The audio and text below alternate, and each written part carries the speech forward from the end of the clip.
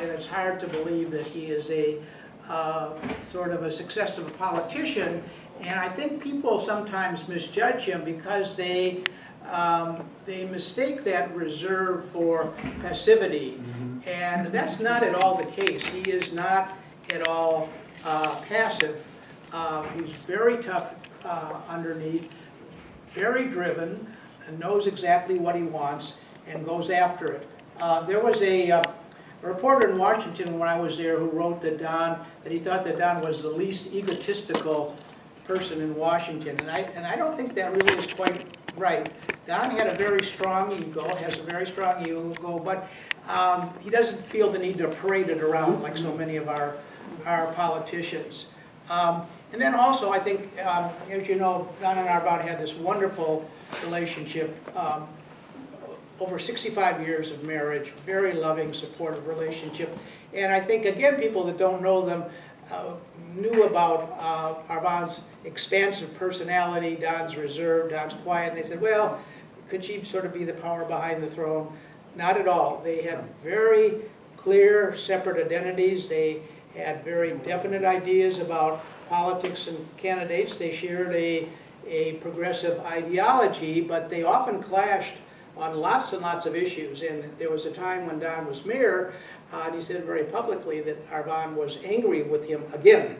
He said, because they'd had a very public dispute. They actually did this on the radio, a very public dispute about welfare policy. And those of you that have read the book know that this was an issue that many of Don's liberal friends were very surprised at, because his position on welfare, that mothers with more than one child on AFTC should not get additional benefits. And I think people were very surprised because this didn't seem like the progressive point of view that Don, that they'd expected of Don.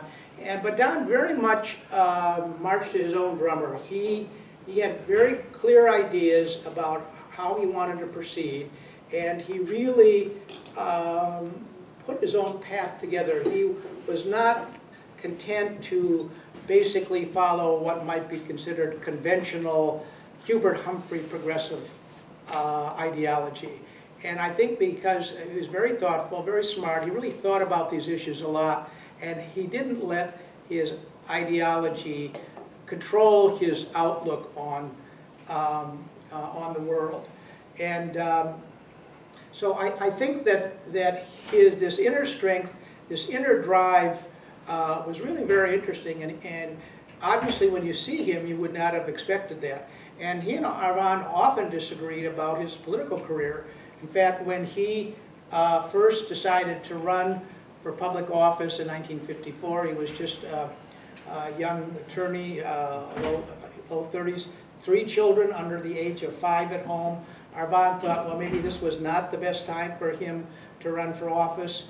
Maybe he really needed to stick to his law practice and make some money for the family. But Don was determined to run. He was very much an underdog.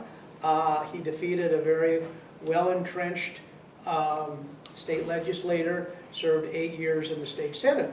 In 1962, ready for his next career move, and he takes on the formidable Walter Judd. And you know, that was a long time ago, and I think we have forgotten that Walter Judd was this towering figure in the Minnesota Republican world back in the 50s and 60s. His career had gone all the way back to the 40s when he actually defeated in a Republican primary an isolationist congressman.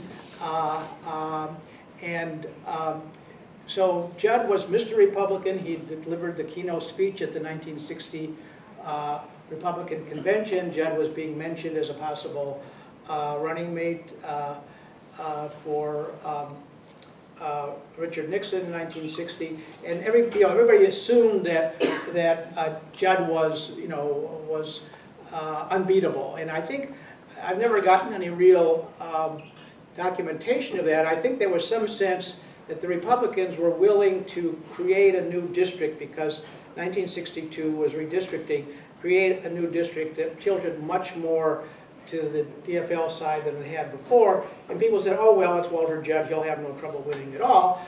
Don takes him on, runs a very tough campaign, brings John F. Kennedy to Minnesota, and there's a picture of Kennedy and Don on the cover of my book. Gets elected, and much to everybody's surprise, works really hard, has to get beyond his comfort level in southeast Minneapolis and really connect with people that don't always agree with him and go door to door. And he, in spite of his reserve and quiet approach, you know, he does what he has to do and gets himself elected. In his term in the state senate, his landmark legislative accomplishment was a fair housing bill that was adopted. This was a time before party designation, and so there were not officially DFLers and Republicans in the legislature. There were conservatives and liberals, and while basically conservatives, Republicans, basically liberals or Democrats, it wasn't always the case, and the state senate was controlled by conservatives then when the Fair Housing Bill came up, and so it was quite a battle to get that through. And with the help of Republican Governor Elmer Anderson, and I have to say that this was an era of bipartisanship. Unfortunately, that time has passed. I think the partnership with Elmer Anderson and Don really gets the Fair Housing Bill through, and I think that clearly was the key accomplishment during his state senate years. When he gets to Washington in 1963, this is the civil rights movement is gaining momentum. 63, of course, is the year of the March on Washington, Martin Luther King's famous speech. And Don very early gets involved actually in a constituent effort. A young constituent from Minneapolis named Zev Eleni was a civil rights worker. He was a young white fellow, civil rights worker in the South. And this was a very, very dangerous time to be a civil rights worker. The next year, the 3 civil rights workers, Cheney, yeah, are murdered. Zev Eleni is arrested, and Don gets a letter from Zev's parents saying, could you intercede with the Justice Department to protect Zev, because we're really worried about his safety down in Alabama. So Don starts sending letters to the Justice Department. You know, he's a first-term congressman. He certainly doesn't have much of any influence in administration circles. And this is a time when the Kennedy administration is very ambivalent about civil rights. John F. Kennedy, knowing that there's an election coming up in '64, is uneasy about offending the Southern racist barons, but he realizes that King's momentum is developing, civil rights as an issue. So the Justice Department gradually begins to change their position, and Don keeps sending letters. And the first letter, and I got to read this correspondence, which is really the fun part of this research, got to read the correspondence both from the Justice Department and then Don's letters back. And initially when Don writes, they say, oh no, we can't get involved and we can't send this because this is purely a public safety matter down in Alabama, and the federal government has no standing to intercede in these kind of cases, and we can't get involved. Well, Don keeps pushing and pushing, and then gradually you begin to see the Kennedy administration position begin to change, and they do in fact send, at Don's urging, send agents down to Alabama. And I'm convinced that if Don hadn't gotten the Justice Department to send an observer down there, that Zev Eleni very well could have been murdered. You know, this was just a terrible, terrible time. So I think that was a really interesting effort during his first year. You know, as a first-term congressman, you aren't able to really make your mark on legislation. And although Don, with quite a flourish, and PR says that Medicare is going to be his first bill, obviously they're not going to adopt the Fraser Medicare bill. I mean, and of course, as we know, the Medicare continues to be a difficult issue, but Don used the issue of Medicare very effectively in his 1962 campaign, and I think with Kennedy just being elected, and to some extent riding on Kennedy's coattails, but still, doing the tough door-to-door work, organizing, raising money. He runs a very good campaign. Arvon is actually involved, pretty much oversees the campaign in that first year. But in later years, she's not really involved in Don Can's campaigns to any great extent, certainly after she gets her own position later in the Carter administration. So 63, civil rights is a big issue. We have, of course, the assassination in November 63. We then move into the Vietnam era, another terribly divisive, traumatic issue. And Don, like virtually all congressmen, are initially supportive of the war in Vietnam, and he votes for the Gulf of Tonkin resolution, which I think virtually the entire House does.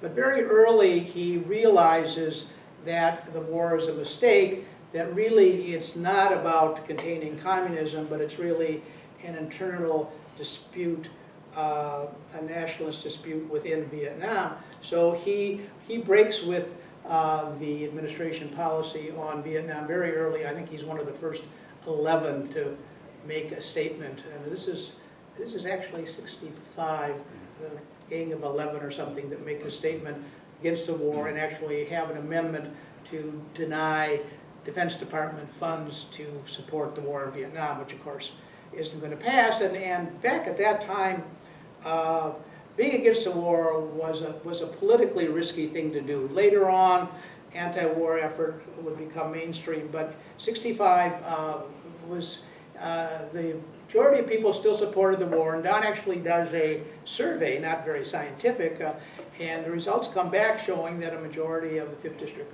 constituents at this point actually support the war. So now we're getting into 1968, and of course, any of you who know your history from that period or around here, incredibly traumatic time for the DFL party, the two favorite sons, clashing, McCarthy and Humphrey, and Don is really caught in the middle. And although Don is a staunch opponent of the war in Vietnam and has broken with the Johnson administration on the war, he sticks with Humphrey during the primary fights leading up to the Chicago Convention, and much to the chagrin and even outrage of his closest supporters. And it's one thing to take a stance that might be unpopular, it's another thing to take a stance that really does not sit well with your base of support. And this is exactly what Don does when he sticks with Humphrey. And I was in the office then, and I remember seeing these letters that came in from these anguished supporters, his longtime funders, saying, Don, we loved you, we've always been supporting you, we used to think that you were wonderful, but how could you support that warmonger, Hubert Humphrey? We will never again vote for you and support you because you're supporting Humphrey. And in fact, there is a resolution introduced in Don's home DFL Ward Club, the storied Second Ward Ward Club, the social pinnacle of the DFL world in Minneapolis, to censor Don for his stand in support of Humphrey. And while the motion fails, it does get substantial support, and there are rumblings that the McCarthy people are going to try to deny Don the endorsement for his re-election. And Don says very simply, he says, he doesn't quite say, he thinks that Humphrey would be a better president, which I think was true. I think by then McCarthy had sort of lost interest in the presidency. He saw this as a crusade. He wasn't sure that he really wanted to, deign to deal with the minutiae of actually being a president. And Don says that if Humphrey is elected, that he will end the war in Vietnam. And of course, tragically, we know what happens. We can't redo history. And some of us who are staunch Fraser supporters feel that if Gene McCarthy had gotten on board with Humphrey candidacy a little bit earlier, Humphrey could have won. He comes way behind after the horrendous 68 convention. There's a cartoon. I was actually going to do a book of cartoons about Hubert Humphrey. There were probably 60 or 70 of them. and there's this wonderful cartoon of the Democratic Party, of Humphrey coming out of the head of the donkey on a platter or something, that the party is totally disrupted. So to think where Humphrey was after Chicago, the fact that he ends up pretty close to Nixon was really amazing. And Humphrey, of course, gives his famous speech in Salt Lake City on October 30th, where he gets a little bit of daylight between his position and Johnson's position. It was a very tricky balancing act, and that daylight was just enough to bring some of the McCarthy folks over, but there were folks that still, would never forgive Humphrey, and I suspect that there were quite a few who stayed home, but we can't redo history. So after '68, Don takes up the cause of institutional reform, and this was always something that Don was very interested in. He had a very mechanical frame of mind. He loved to tinker with machines, and he would always he put together a burglar alarm for their cabin on St. Croix. Was supposed to ring at the office in Minneapolis. Problem is, birds kept landing on the roof. Didn't work. But anyways, he was fascinated with machines. He loved machines. He loved to take apart machines and put them back together again. And so he carried over that interest in machines to his interest in institutional arrangements. So he was very focused on institutional structures and leadership structures and how institutions function. And so after '68, he is very deeply involved in institutional reform on two fronts. One, the House Democratic Caucus, and this was a time when the Southern barons still controlled the committee membership, the committee chairmanships in the House. And so Don worked to create new institutional arrangements, strengthening the leadership group in the Democratic Caucus, and finding new ways to spread the authority in the caucus, election procedures for committee chairmen. So these institutional arrangements were very important to him, and it really was sort of a crossover between his interest in mechanical machines and his interest in political institutions. So, he, just like he wanted to fix machines, he wanted to fix those political institutions, the Democratic Caucus, and then, of course, the Democratic Party, and Don becomes the chair of something called the McGovern-Fraser Commission, which is the commission set up after 1968 to redo the delegate selection rules. The McCarthy people in 1968 felt that the Democratic Party rules were stacked against them, which they really were. So in Minnesota, for example, even though there were substantial support for McCarthy at the state DFL convention, because Minnesota had a winner-take-all rule, and the Humphrey people at the state convention had a few more votes than the McCarthy people, because of winner-take-all, they got all of the at-large delegates to the convention. So the McGovern-Fraser Commission deals with those kinds of issues. But Don is, while he's involved in delegate selection, he's really more interested in the structure of the Democratic Party. So he pushes an idea that frankly does not get much support. He wants to have an in-between quadrennial convention to sort of strengthen the institutional system of the Democratic Party. He's very interested in party education, and actually after he's done being mayor, he helps set up something called the DFL Education Foundation, which is supporting education still around today. So after '68, very involved in these institutional issues, Democratic Party, the Democratic National Committee, and then of course international human rights, which is really his signature issue in Congress. And he chairs what had been a very obscure subcommittee of the Foreign Affairs Committee called the Committee on International Organizations and Movements. And that had been really a subcommittee that didn't have much to do. They'd held hearings occasionally on the UN, but really didn't have any substantive work. Well, Don, sort of with the help of his staff person, really remakes that committee and uses that as a vehicle to expose human rights violations in countries that were getting U.S. foreign aid. And the one country that got a particular focus was Korea. This was a time when Korea had a very right-wing regime, and there was all this shadowy connection between the Korean regime and Seoul, Korean CIA, which we had agents in the U.S., and then this shadowy Unification Church, which Sun Myung Moon, and Don discloses the connections that the Unification Church and the Korean CIA has to actually harass and people in this country who are opposing the Korean regime. And it was a very dramatic issue. The Unification Church was absolutely outraged that this man was trying to interfere with their mandate from heaven. And there were threats on Don's life.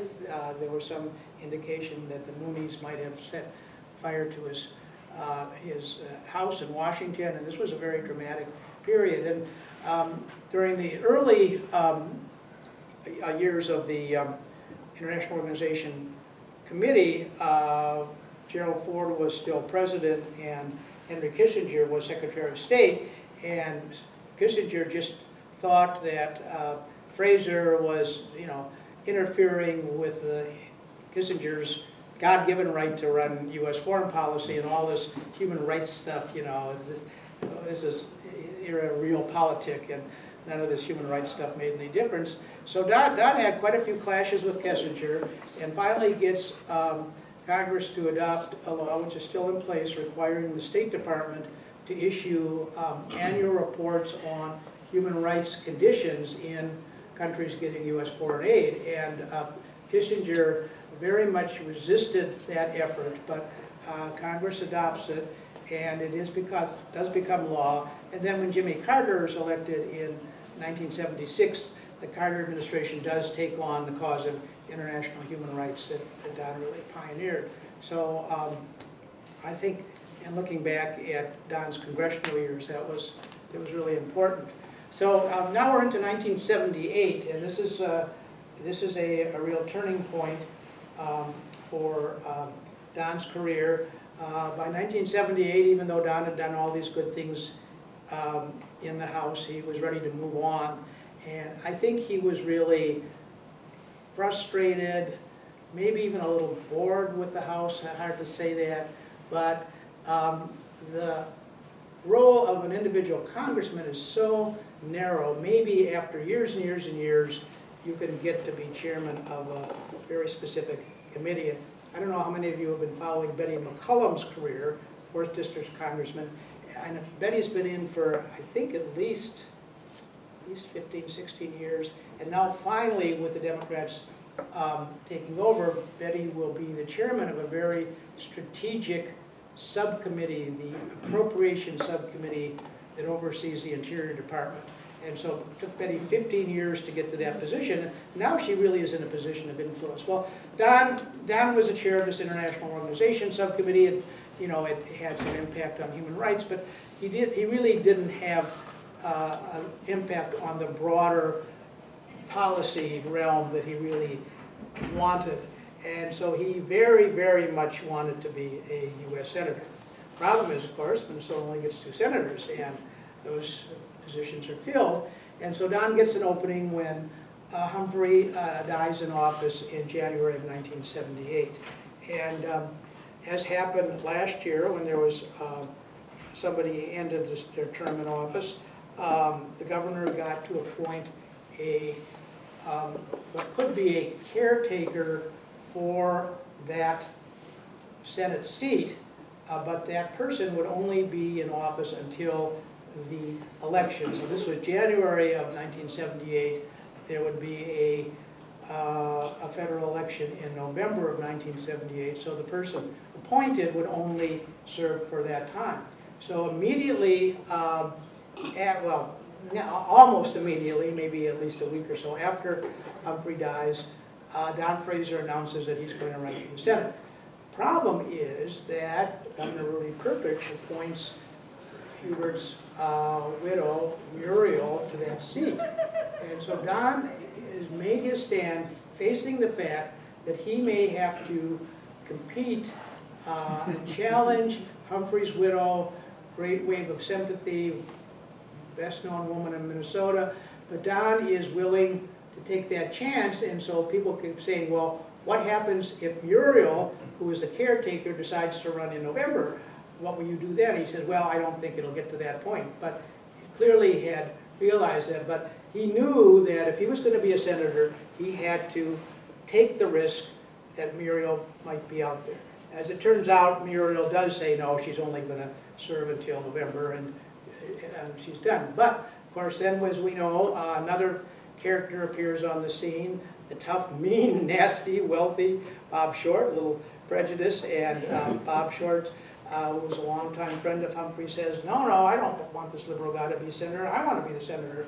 And Bob Short had been very close to Humphrey, funded him a lot, very much on the conservative end of the DFL party, Minnesota. He had supported Kefauver in '56 when the DFL supported Stevenson.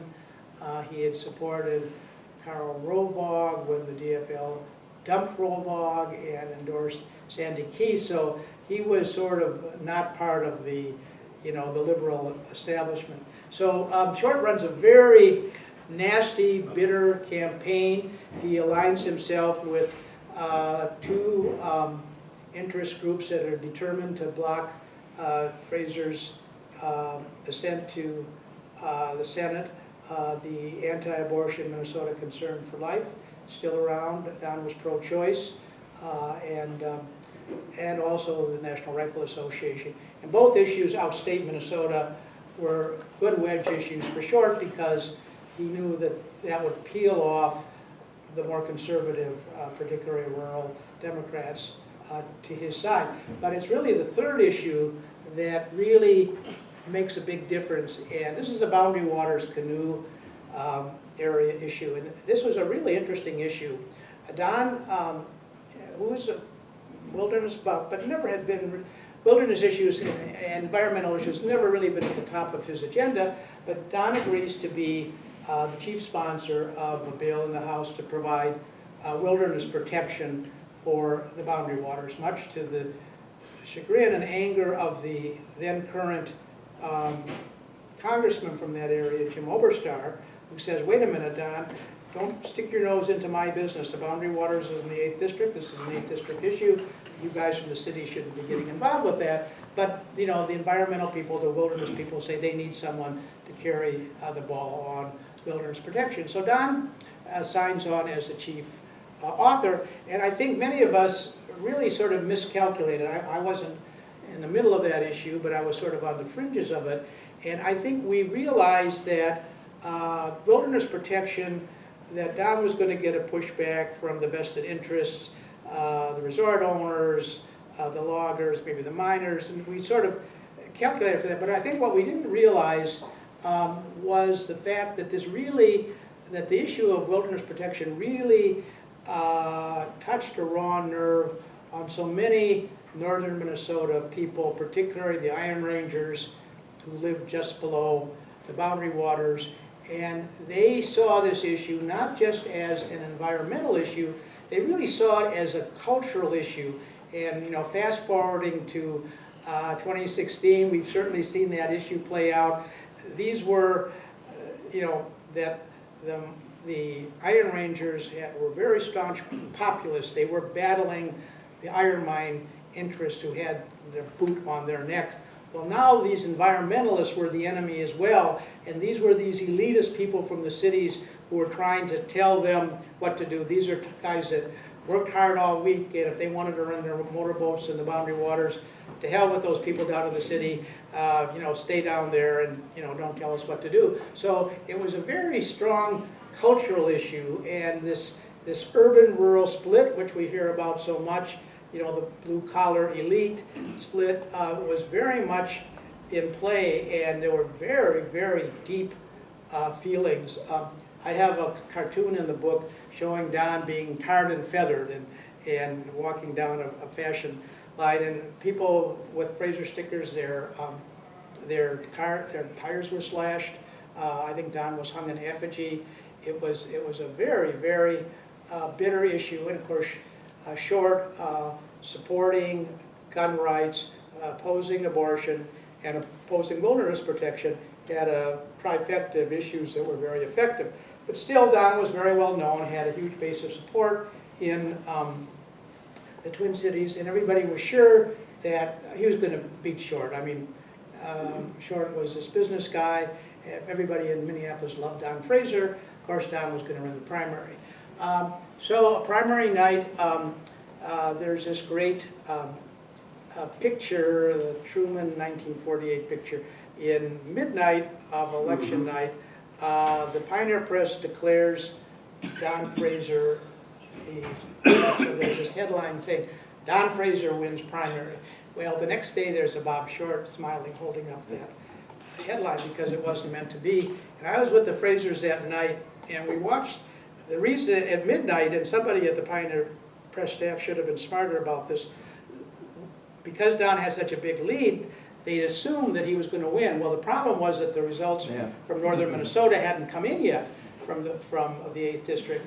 And as those election returns began to filter in, gradually the margin began to narrow. And I remember each hour, you know, watching the drip, drip, drip, narrowing, narrowing, narrowing. By 6 in the morning, Short had caught up. And then when all the returns were in, Short had eked out about a 3,000 vote margin. And everybody was just amazed because nobody had expected Don to lose.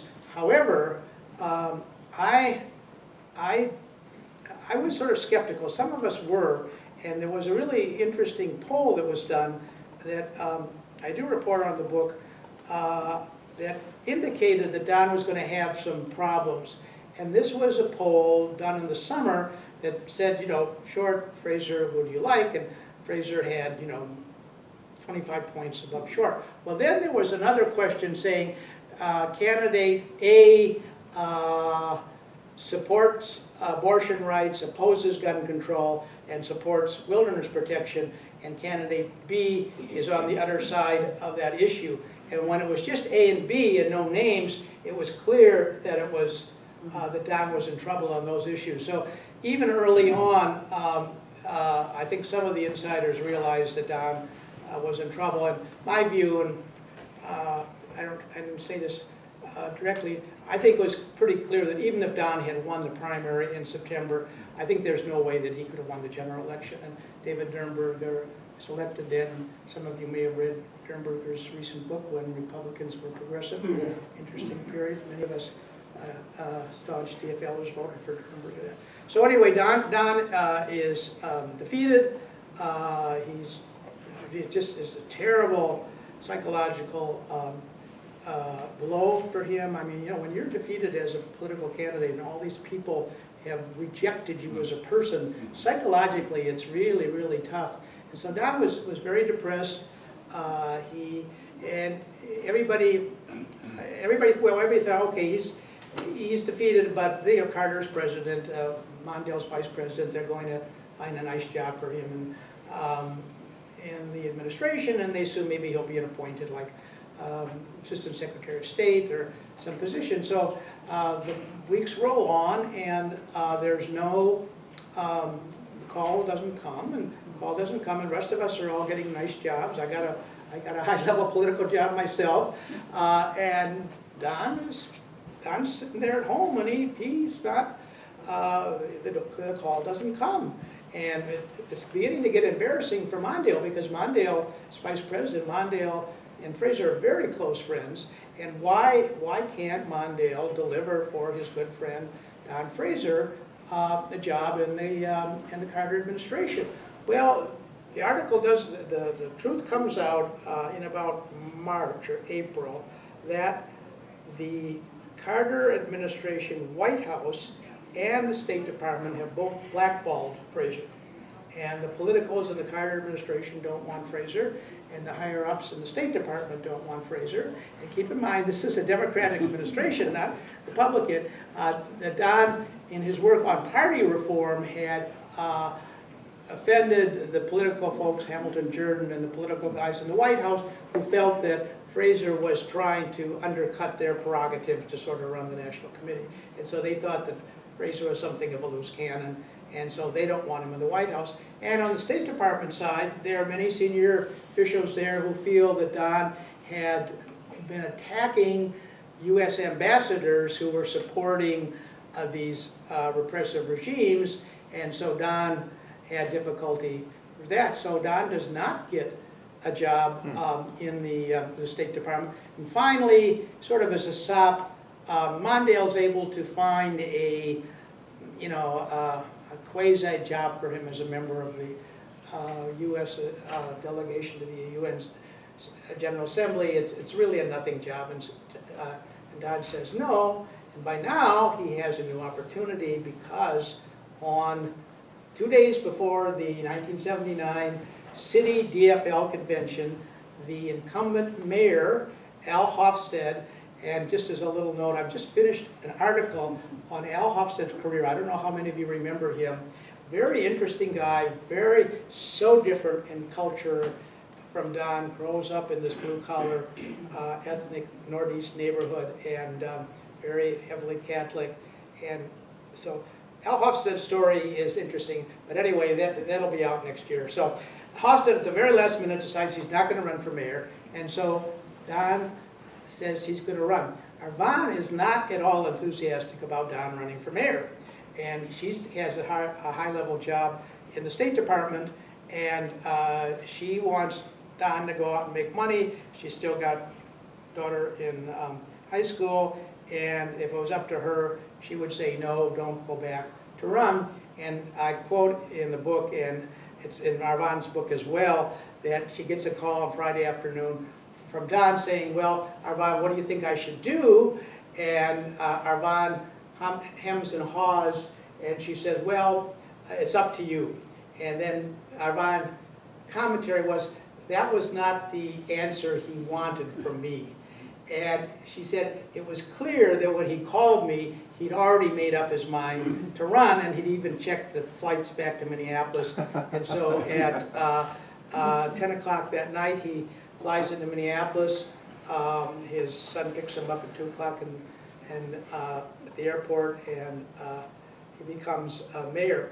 And I was hoping that a former Humphrey staffer would be here. I don't know if he's still on the staff. Lee Munich was an adjunct here.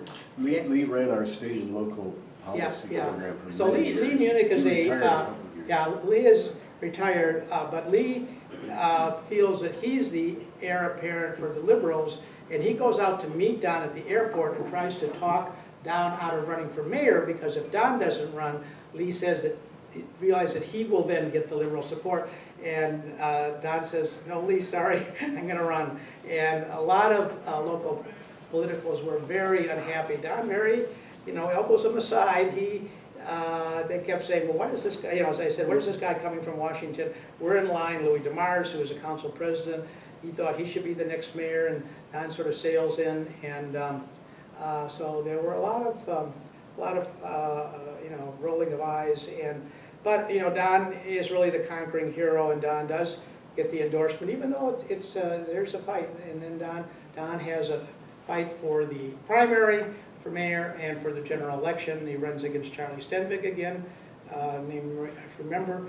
And there are 13 years of mayoral. And I know you folks want to talk about the achievement gap, but it's 20-2, and we've only got about another 15 minutes, so I think I should stop now and then see if any of you have comments or you know, any of your own memories that you want to share about him. But really interesting story. Well, Iric, I'd like you, if you don't mind, to tell us a little more about yourself. About myself? About yourself. Both, you know, how did you get involved with Don Fraser, and how did you decide to become the historian of this area? Because, you know, everybody knows, and I didn't go into this in the introduction, but, you know, you write an awful lot for Min Post, and you've written about a whole host of historical topics. Well, it's interesting, and I'll just take a quick few minutes about it. I had my first job out of college was as a community organizer in South Minneapolis. And as we know, former President Obama was a community organizer, so I was very proud. And I organized block groups and we picketed slumlords and did all that. I was also very involved in DFL politics, and my undergraduate years, I had majored in political science here, and as one of my political science assignments, I had to go work on a campaign, and that happened to be the campaign of Arthur Naftalin. It was in the Humphrey Institute in his days. So I got involved in Naftalin's campaign. I was a community organizer, and Don was looking for someone to deal with urban issues. This was a Great Society period, and somehow I guess my name popped up because they sort of knew me from DFL stuff, and that I had worked on these urban issues as a community organizer. So I was hired, actually. I was originally going to come work in the district office here and following urban projects, grants, and then dealing with housing and urban renewal issues.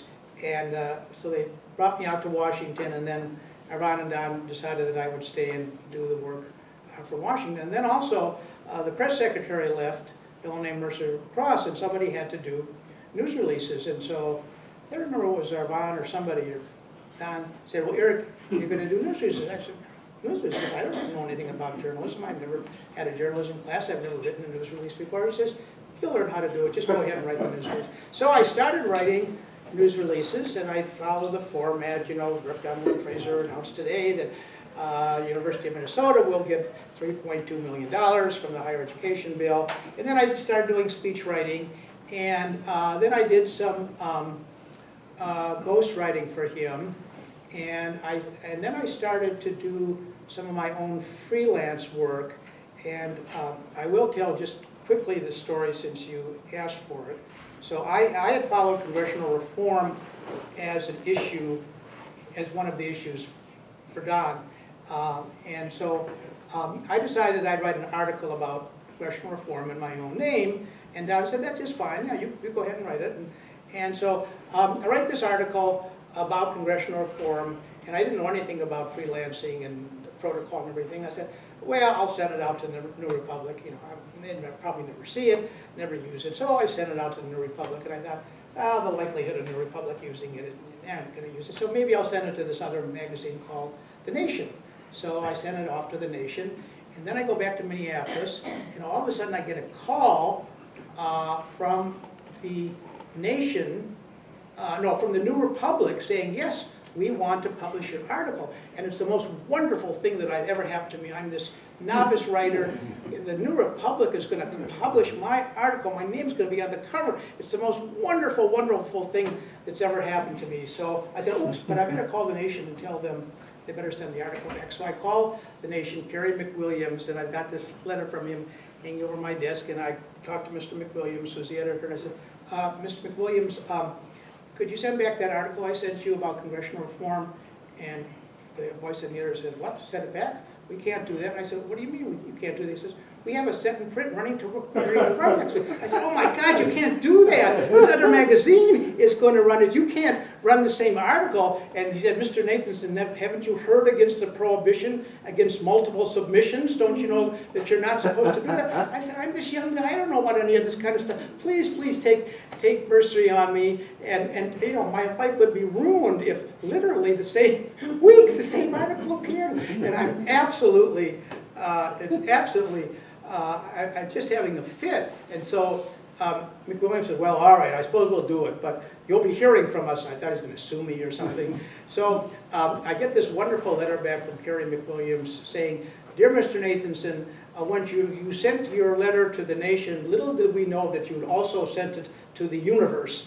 And so the article appeared in the New Republic, and ironically, I was published in the Nation 5 or 6 other times, and McWilliams didn't seem to bother. So starting I started doing freelance writing on my own name, and then when Don left Congress, I continued to do it, and I started writing about local history, mainly because I found a very friendly editor at Hennepin History Magazine. I got a good relationship with her. I'd send my stuff in, so I published probably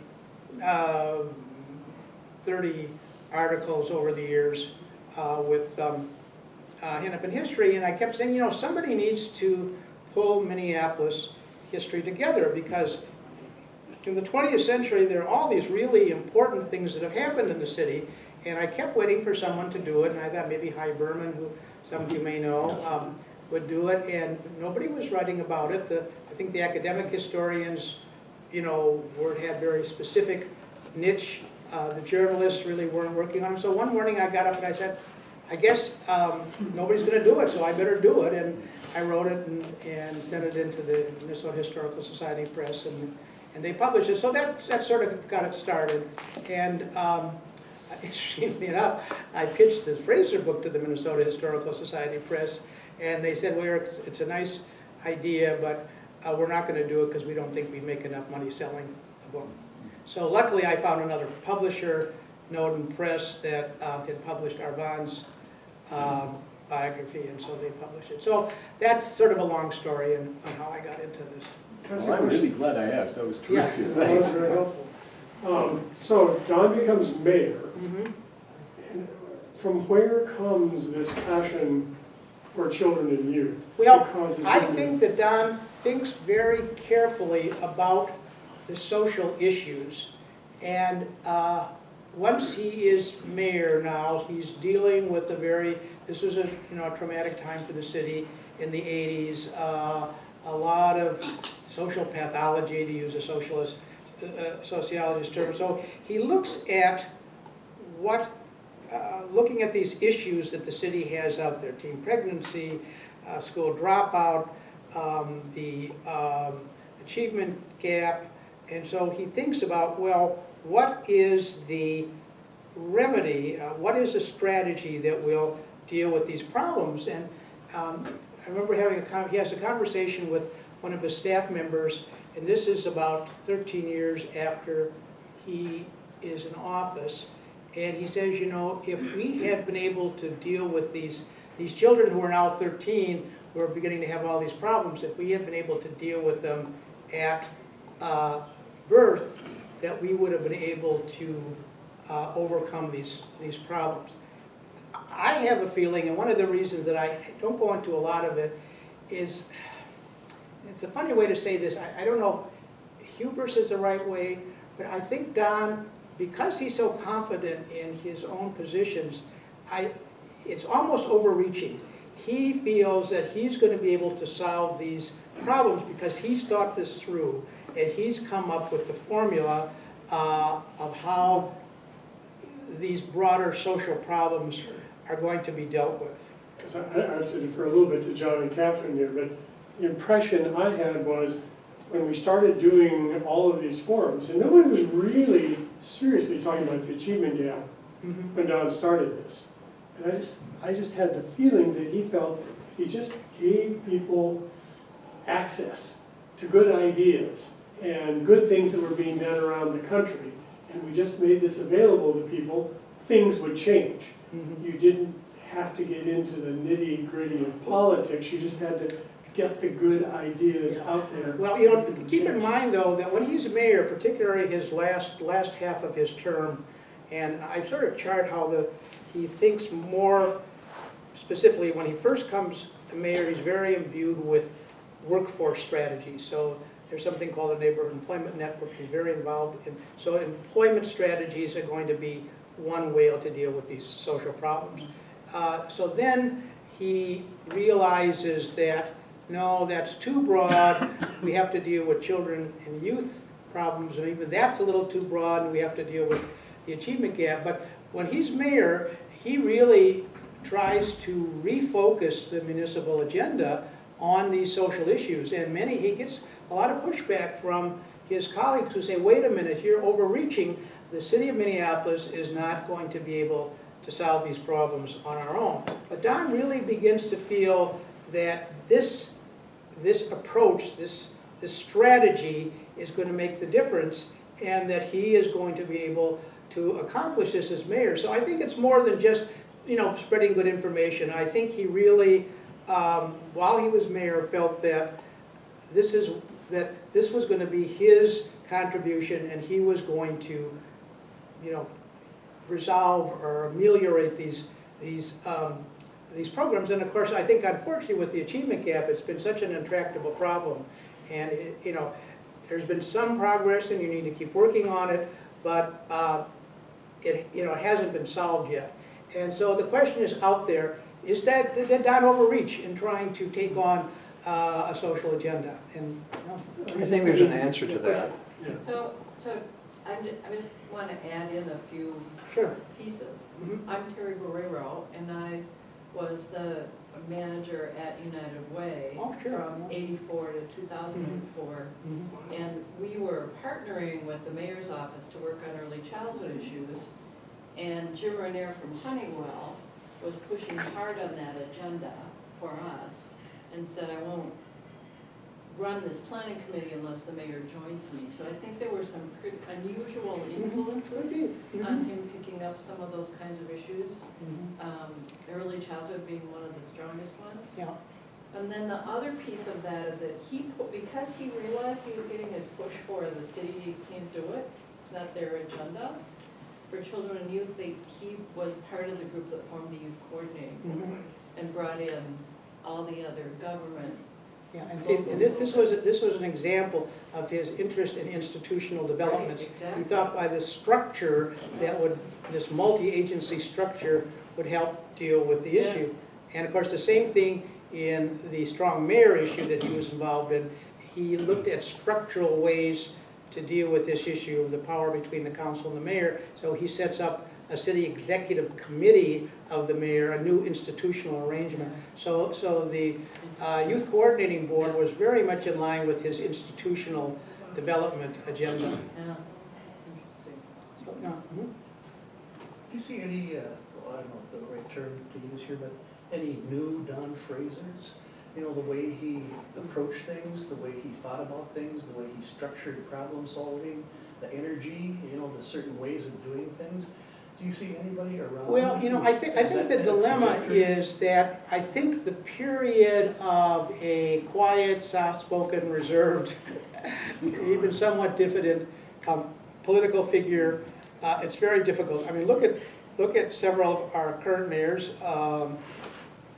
particularly R.T. Ryback, who I think was a good mayor, but very much had a very strong public persona. Jacob Fry, the same thing. So you need to have, I think the political folks realize that it's not enough to be this thoughtful, principled character person. You need, it's a little bit of show business, you need to have some pizzazz. So I think that's why a Ryback and a Fry were so different in terms of personality from Fraser. I don't know that you'd be able to get a Fraser again, from this approach. I think people had such a long history with them, all the way back to 1954. They saw him as this martyred figure being defeated in 1978. So he had a lot of personal support. I think it'd be very difficult for someone to have a 40-year career and build that up over the year. I don't think that a Don Fraser today could probably get elected, unfortunately. As they say, every successful person is a conjunction of a personality and a point in history that needs something in particular. Yeah. So I guess the question I'm asking is, we obviously need different things now, and you were describing some of those things that are features of our. Well, I think again. So what is the personality? Well, I think what really preserved Don's we got 6 minutes. I think really what was a strong point for Don is that the strength of character really came through. And obviously, to make contrast with our current political situation in Washington, character really counts. And I think over and over again, you heard people say, well, I disagree with him, but I think he's a really principled person with a strong character. So even though I disagree with him, because he has this strong personal character, I'm going to support him. And I think, again, a mark of that, and I didn't put this in the book, after Don leaves office, he could have gotten a very cushy job with a law firm, you know, as a lobbyist. And most political figures, after they leave office, cash in, and on both sides of the aisle, virtually all of them do. And Don did not, and I think that was really interesting. He doesn't go back to practice law. He continues to be involved in these efforts like the Achievement Gap. He does some teaching, but he clearly doesn't see his political career as a way of feathering his own nest. And I think that was a mark of character, because unfortunately, many people, even people that we really respect, they can't resist the temptation to really use their political position to assist them in their later years. Can I ask a question about his family? Because isn't Fraser Hall here at the That's his University? father. His dad was Is there still a Fraser Hall in the East Bay? It's still the same name, yeah. That was named for his father, who was the dean of the law school. So could you say a little bit more about the influence of his Well, mother? yes, well, yeah, there's a piece in the book, and I don't know how many of you read it. It's, go and get it from the library if you haven't seen it. If you really want to buy it, you can find it at the bookstores. But yeah, I mean, I think it's an interesting book. I wrote it. So he talks about his father, who is rather stern and is a very staunch internationalist. And he talks about coming home when he's in high school, I think a junior and senior in high school, and he's spouting, this is just before the start of World War II, he's spouting the sort of the typical isolationist view, and his father says, no, that's not right. We have to deal with this as an international issue, and they have a discussion into the middle of the night, and he talks about how his father, back when he was a junior in high school, first opens his eyes to the broader world and to the international world. So his father was stern, sort of a, you know, Presbyterian, stern approach, but very smart, and you know, there was clearly a bond, but it wasn't, the father wasn't touchy-feely, you know, hugging kind of guy, but clearly has a big influence on that. Mm-hmm. So, and you know this, I was at the State Department for 25 years, and what's so interesting about, I mean, you mentioned in the human rights reports and the measures to cut off aid for gross human rights violations, and certainly Kissinger didn't like that when it was started, and then the Carter administration worked with it more, but that idea was at that time absolutely revolutionary, the idea that governments would report systematically on human rights violations in other countries. And and you know that still exists, and it eventually expanded so that it would be all countries. And it is obviously a tool that occasionally gets used politically one way or the other, Sure. but overall it's still kind of a benchmark for how governments write reports, and it's used as a tool, and it's an institutionalized sort of framework that, say, embassies can use to go to a government and say, well, I have to write this report, and you know, Sure. if you can provide us some follow-up, then that would be helpful, but if not, we'll just write what we've heard from Amnesty International.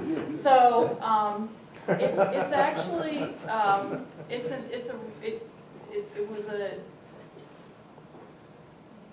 really sort of radical approach to how our country was going to think about. Well, you know, and it's very much in line with Don's process. Right, Very- yeah. Processes are very important to him, and if you can't address the issue directly, substantively, you could start by putting together a process A that's process going to that lead. has an impact. Yes, so Which is so what this was yeah. he had these themes in his career that really carried through all the way from his congressional years into his mayoral years, and you can certainly see the similarities there. Well, it looks like we're right on the stroke of 2 there, and we need to, Well, so anyway, I'm glad that you all came out today, and this was This a was fun discussion. absolutely sensational. Good, yeah, well, it's fun to have a